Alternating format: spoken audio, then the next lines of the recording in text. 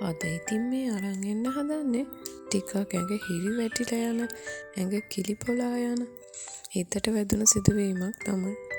ඉතින් අද සිදුවීමේ කතානායකයා වෙන්නේ ආකාශ්. මේ පිරිමි දරුවට අනෙක් දරුවන්ට වඩා ටිකක් තරහ යනවා. පාලනය කරගන්න ටිකක් අමාරුයි. කෙනෙක් දිහා කෙලින් කතා කරන්න බලලා කතා කරන්න හරිම අමාරුයි. දෙමාපියන්ගේ අවධානය ටිකක් අඩු, ගෙදර ටිකක් ගැටලු සහගත දරුවෙක්. මේ වෙනකොටත් උපදේශන ගුරුතුමියට යොමු කර ඇති දරුවෙක්. කොටින්ම කිව්වොත් ටිකක් දඩප්පර දරුවෙක්. ඉතින් මේ දරුවා ඉගෙන ගන්න 7 වසරේ. එයාගේ පන්ති භාර ගුරුතුමිය වෙන්නේ ගණිතේ ගුරුතුමිය. ඒ ගුරුතුමියම තමයි මෙයාව උපදේශන ගුරුතුමියට යොමු කරන්නේ. හේතුව හින්දාමද කොහෙද ආකාශ් පන්ති භාර ගුරුතුමියට කතා කරන්න ටිකක් විතර අකමැති. ලැජ්ජාවටද මොකක් නිසාද කියලා මේ වෙනකන් හොයනවා. ඒ කොහොම නමුත් පන්තියේ අනෙක් දරුවන්ගේ දැඩි ආදරයක් දිනාගන්න මේ ගුරුතුමිය ඉතා දක්ෂ වෙලා තිබුණා. දන්න විදිහට නම් ගුරුතුමිය පන්තියේ දරුවෝ සේරටම එකසේ සලකනවා. කිසිම දරුවෙක් විශේෂ නැහැ. කිසිම දරුවෙක් අවතක්සේරු කරන්නේ නැති සාධාරණව සලකන දක්ෂ ගුරුතුමියක් තමයි. ඔය විදිහට ඉගෙන ගන්න අතරතුර පන්තියේ දරුවෝ අතර ඊළඟ අවුරුද්දට අපේ පන්තියේ බාර දෙන්නේ කාටද දන්නේ නේද කියන කතා බහ ටිකක් වැඩිපුර සංවාදයකට යොමු වෙලා තියෙනවා.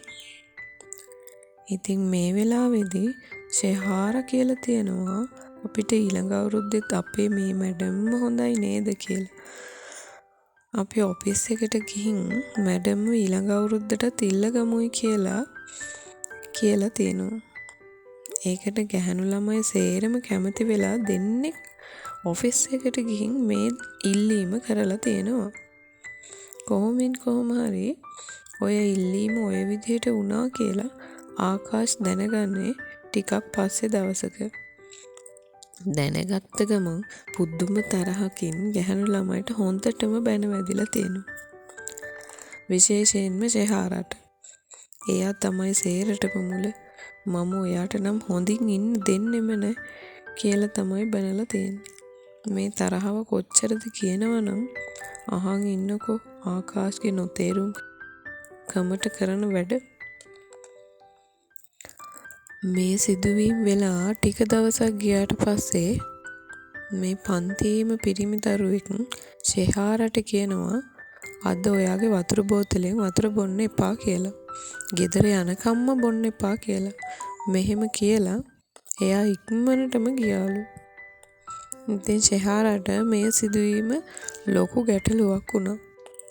ඉතින් එයා එදා දවසම එයාගේ වතුර බෝතලෙන් වතුර බීවේ නෑ කියලා තමයි කිව්වේ. අමාරුවෙන් එයා දවස ගෙව්වේ යාළුවෙක්ගෙන් වතුර ටිකක් ඉල්ලගෙන බීලා. පහුවදා පාසලට එනකොට අර පණිවිඩය දීපු පිරිමි ළමයා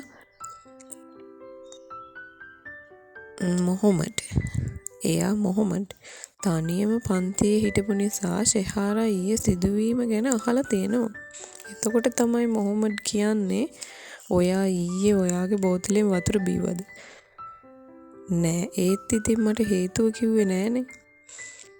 ආකාශ් ඔයත් එක්ක තියෙන තරහට ඔයාගේ වතුර බෝතලෙට දාන්න ජම්බෝ පීනට් පැකට් වල ඇතුලේ තියෙන අර පොඩි පැකට් එක ඒකක් ගෙනත් කිව්වා මම අද මේක ෂෙහාරගේ වතුර බෝතලයට දානවා. හොඳ පාඩමක් උගන්වනවා කියලා. ඒකයි මම කිව්වේ බොන්න එපා කියලා. ඒක දැම්මද නැද්ද කියලා නම් මම දන්නේ නැහැ.